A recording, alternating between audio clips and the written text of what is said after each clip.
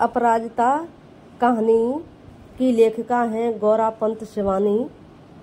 इस कहानी में मनुष्य की उस शक्ति का परिचय प्रस्तुत किया गया है जिसे हम इच्छा शक्ति या मनोबल कहते हैं। कहानी इस प्रकार है। लेखिका और सुब्रमण्यम की कोठी लगभग पास ही थी। लेखिका ने देखा कि युवती चंद्रा आधे दर्द से निर्जीव होते हुए भी साहस का परिचय दे रही थी। चंद्रा की मां शारदा सुब्रमण्यम ने भी कोई कमी नहीं छोड़ी अपनी बच्ची के साथ।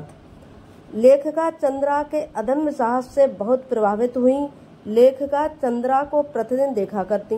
लेखिका को लगा कि चंद्रा लोगों की प्रेरणा केंद्र बनेगी, इसलिए उन्होंने चंद्रा की कहानी लिखना शुरू कर दिया।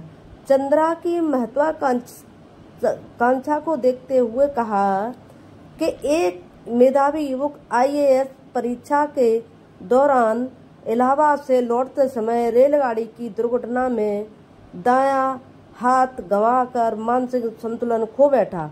उस युवक को चंद्रा से प्रेरणा लेनी चाहिए। जब चंद्रा छोटी थी तभी उसकी मां शारदा सुब्रमण्यम बेंगलोर के प्रसिद्ध माउंट कार्मेल इंस्टीट्यूट में प्रवेश कराने पहुंची तो संस्था की संचालिका मदन ने चंद्रिका का प्रवेश लेने से मना कर दिया, क्योंकि विकलांग को व्हील चेयर पर बैठाकर पूरे क्लास में घुमाना असंभव था। सुब्रमण्यम ने चेयर को घुमाते रहने का आश्वासन दिया और उन्होंने यह कर दिखाया कि उनके अपूर्व योगदान से चंद्रा प्रत्येक परीक्षा में सर्वोच्च अंक प्राप्त करती और स्वर्ण पदक भी जीते। चंद्रा ने BSc किया, प्राण शास्त्र में MSc की परीक्षा प्रथम पास की।